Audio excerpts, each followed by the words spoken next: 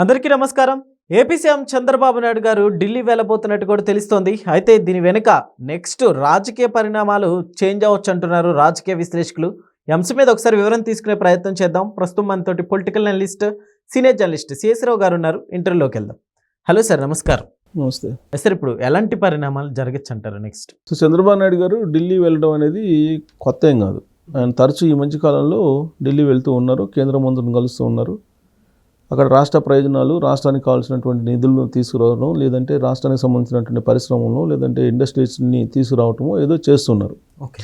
అయితే ఇప్పుడు ఎందుకు వెళ్తున్నారు ఢిల్లీ ఇప్పుడు అని అంటే, ఇప్పుడు అక్కడ ఏఐ సమ్మిట్ జరుగుతుంది. వరల్డ్ వైడ్ ఏఐ సమ్మిట్ ఢిల్లీలో జరుగుతుంది.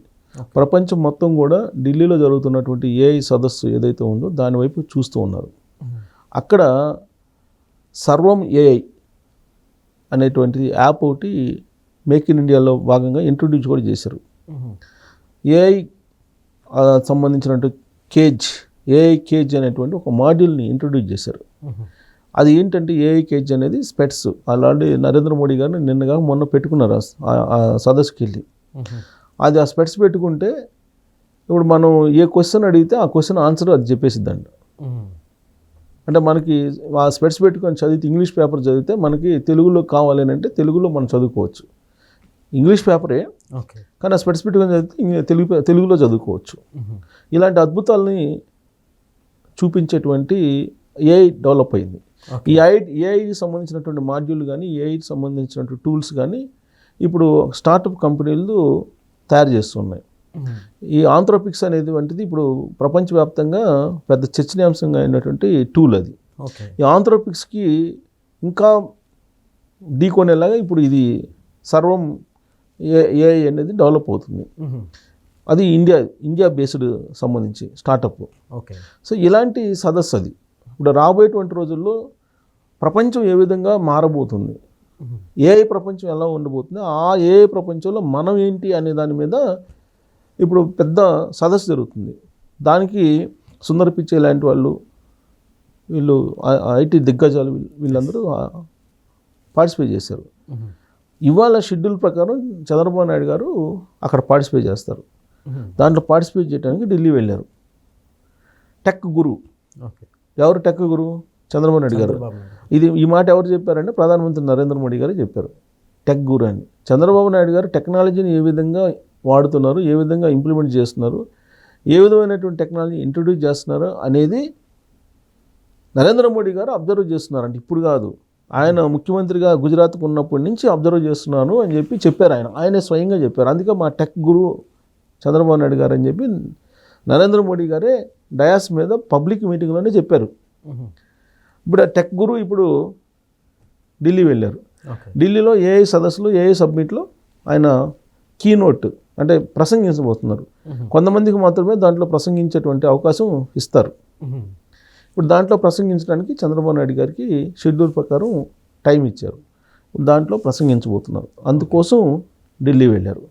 ఢిల్లీ వెళ్ళి మరి తిరిగి నేరుగా వస్తారా, లేదంటే కేంద్ర మంత్రులను కలుస్తారా అని అంటే ఇప్పటివరకు అయితే అఫీషియల్గా ఏ కేంద్ర మంత్రుల్ని కలవడానికి ఇన్ఫర్మేషన్ అయితే రాలేదు. ఒకవేళ ఆయన కలవాలనుకుంటే కనుక ఎన్డీఏ భాగస్వామి కాబట్టి ఖచ్చితంగా కలవడానికి అవకాశం ఉంది. మరి కలుస్తారంటే కలుస్తారు. అవకాశం ఉంటే కనుక అమిత్ షా గారిని కలిసే అవకాశం ఉంది. ఎందుకు కలుస్తారనంటే ఆయన గెజిట్ నోటిఫికేషన్ అమరావతికి కావాలి. నిన్నగాక మొన్న లోకేష్ గారు వెళ్ళి కలిసి వచ్చారు. ప్లస్ గెజిట్ ఈ మళ్ళీ విడత బడ్జెట్ సమావేశాల్లో పార్లమెంట్లో పెట్టాలి. ఆ గెజిట్ అమరావతికి సంబంధించిన గెజిట్ ఆంధ్రప్రదేశ్ రాజధాని అమరావతి అని చెప్పి గెజిట్ ఇచ్చేస్తే ఒక పని అయిపోద్ది, మార్చడానికి అవకాశం ఉండదు. సార్, ఇది ఎప్పటిలోకి రావచ్చు సార్? ఎందుకంటే దీని గురించి ఎప్పటి నుంచో డిస్కషన్లు. సో మళ్ళీ విడత సమావేశాలు ఉన్నాయి కదా, రేపు 18 నుంచో ఉన్నాయి కదా. మళ్ళీ విడత సమావేశాల్లో మీకు 8 నుంచి అనుకుంటా, 8 నుంచో 9 నుంచో ఉన్నాయి. ఆ మళ్ళీ విడత సమావేశాల్లో మీకు బిల్లు పెట్టేస్తారు. యాక్చువల్గా న్యాయశాఖ క్లియరెన్స్ ఇచ్చింది. ఈ తొలి విడత సమావేశాల్లోనే పెట్టాల్సింది, మొన్న జరిగినటువంటి సమావేశాల్లోనే పెట్టాల్సింది. కానీ పార్లమెంట్ స్టాల్ అయిపోయింది, పార్లమెంట్ జరగట్లేదు. దానికి కారణం ఏంటంటే అమెరికా ఇండియా డీల్ గురించి, తర్వాత ఆర్మీ మాజీ చీఫ్ ఆయన రాసినటువంటి పుస్తకం నరగణే అని నరవణే అతను రాసినటువంటి పుస్తకం, వీటన్నిటి మీద కాంగ్రెస్ పార్టీకి సంబంధించిన సభ్యులు పార్లమెంట్ జరగకుండా ఆపేశారు, వాయిదాలు పడుతూ వచ్చింది. పైగా స్పీకర్ మీద అవిశ్వాస తీర్మానం పెట్టారు. ఈ స్పీకర్ అవిశ్వాస తీర్మానం మళ్ళీ విడత సమావేశంలో తొలి రోజే వచ్చేటువంటి అవకాశం ఉంది. సో అది అయిపోయిన తర్వాత ఈ బిల్లుల సంగతి చూస్తారు. ఇప్పటికే పెండింగ్ బిల్లులు చాలా ఉన్నాయి. ఈ పెండింగ్ బిల్లులు చాలా ఉన్నాయి కాబట్టి ప్రాముఖ్యతగా ఉండేటువంటి బిల్స్ ఏవైతే ఉన్నాయో వాటిని స్క్రూటినీ చేస్తారు. అప్పుడు అలాంటి వాటిలో ఇంపార్టెంట్ బిల్లు మాది అని చెప్పేసి చెప్పుకోవడానికి చంద్రబాబు నాయుడు గారు, లోకేష్ గారు ఢిల్లీ వెళ్తూ ఉండవచ్చు. ఎందుకంటే వీళ్ళు వెళ్ళి మాకు ఇది ఇంపార్టెంట్ ఇమీడియట్గా చేస్తే తప్ప రైతులు మాకు సహకరించేటువంటి పరిస్థితి లేదు, ఇప్పటికే లేట్ అయిపోయింది, అమరావతి రాజధానికి భూములు ఇచ్చినటువంటి వాళ్ళు ఇక్కడే రాజధాని అనేది గెజెట్ కావాలని అడుగుతున్నారు అని చెప్పి ఈయన ఆడపోయి చెప్తే అప్పుడు ప్రయారిటీ బిల్ కింద తీసుకొని మళ్ళీ విడత సమావేశాల్లో పెట్టి అది పాస్ చేసేటువంటి అవకాశం ఉంది. ఆ ప్రయత్నం చేయడానికి ఖచ్చితంగా వీలున్నప్పుడల్లా ఎలాగో ఢిల్లీ వెళ్ళారు కాబట్టి అవకాశం ఉంటే కనుక అమిత్ షా గారిని కలుస్తారు.